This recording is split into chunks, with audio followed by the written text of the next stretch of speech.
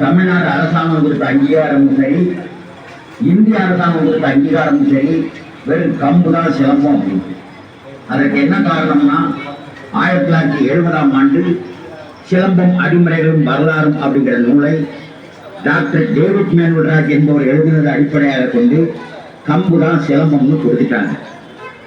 அந்த நூல் மிக சிறப்பான நூல். இந்த கம்புக்கு நமக்கு அங்கீகாரத்தை வாங்கி கொடுத்துருக்கு. இந்தியாவில் யார் கம்பை தொட்டாலும் அதுக்கு சிலம்பம் தான் பேர். நாம அன்னைக்கு டாக்டர் டேவிட் மேன்வல்ராஜ் இந்த அங்கீகாரத்தை நமக்கு வாங்கி கொடுக்கல அப்படின்னா மகாராஷ்டிரத்தில் மருதானி கேர்னு இருக்கு, இன்னும் தண்டா பையன் இருக்கு, கரசோமன் இருக்கு. எப்படி அம்மா நீங்கிருக்கோம் இந்த பெயர்கள் கம்பு கூட நமக்கு சொந்தம் இல்லாம போயிடும்.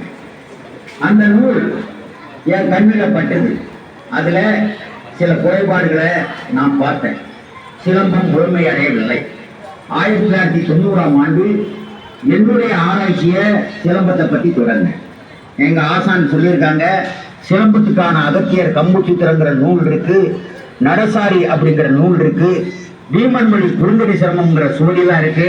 இதை கண்டுபிடிச்சு கொடுப்பா அப்படின்னு எங்களுடைய ஆசான் குறிப்பு தான் இருக்கு, நீ தான் தேடி கண்டுபிடிக்கணும் அப்படின்னு சொன்னாங்க.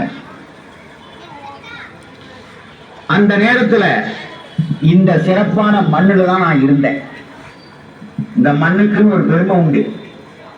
கங்கை கரையில கனகன் விசயங்கிற 2 பேரு வட இந்தியக்காரங்க தமிழர்களை அவமானப்படுத்தினாங்கிற ஒரே காரணத்துக்காக வேண்டி இங்கிருந்து புறப்பட்ட சேரன் செங்குட்டுவன் கங்கை கரை வரைக்கும் போய் அவங்களை அடிச்சு துவைச்சி அவங்க தலையிலே கல்லெடுத்து வந்து கண்ணகி தெய்வத்துக்கு கோயில் கட்டின வீர மண் இது. இது சங்க காலத்தில் நடந்த நிகழ்வு.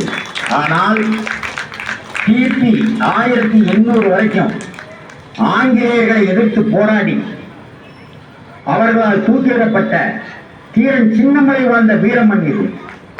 இந்த மண்ணில் நம்ம சிலம்பக்கலையை பற்றி நான் பேசும்போது எனக்கு பெருமையா இருக்கு.